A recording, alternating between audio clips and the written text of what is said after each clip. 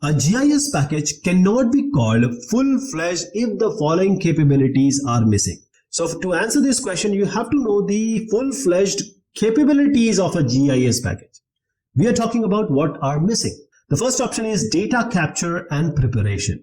The second option is data storage. Can it be called as a GIS package? If it lacks data analysis, can it be called as the GIS package, or the presentation of spatial data is missing? Now, I think you are quite aware of all this if you are into GIS field. The answer will be, what do you think? What will be the answer? The answer will be, yes, you guessed it right. It's all of the above. The correct answer is all these are important. Any of these are missing, there is a problem. So the GIS capabilities include data capture and preparation, data storage, data analysis, and presentation of spatial data. So spatial data is that data having a location information. So in a GIS package, when we call it as a full capability package, so what do we need to have in it?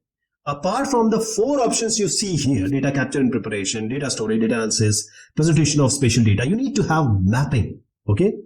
So you are into cartography, basically, art of map making. Different kinds of map can be made. Different kinds of map can be produced. The field of operations. That is, if you are going to a field, say you are taking some laser imprints, you are taking some GIS data, all these can be inputted in a proper format, can be managed, can be handled. And comes the spatial analysis and data science. Now, data analytics is the talk of the town today. So in order to do the spatial analysis, that is, you have a spatial data, you need to have a spatial analysis like the buffering, like there are so many things, analysis, that is the accounting of meaningful content from the data. Data science, of course, playing with data, getting information from the data, and there is immense data.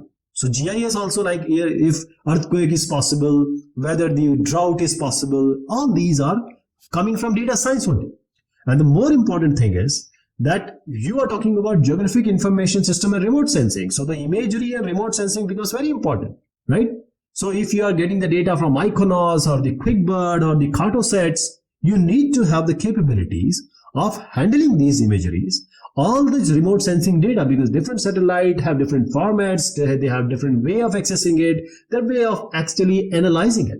And this has to be accompanied by real-time visualization.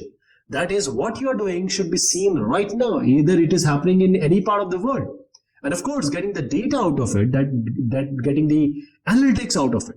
That is, all idea is data is already there, but getting the information out of it, getting the comprehensible outputs. 2D is on screen, 2D on your paper, but actual world is 3D. So in order to have a great capability of a GIS, you need to have a 3D visualization. And again, even if it is 3D, you need to take out a proper information out of it.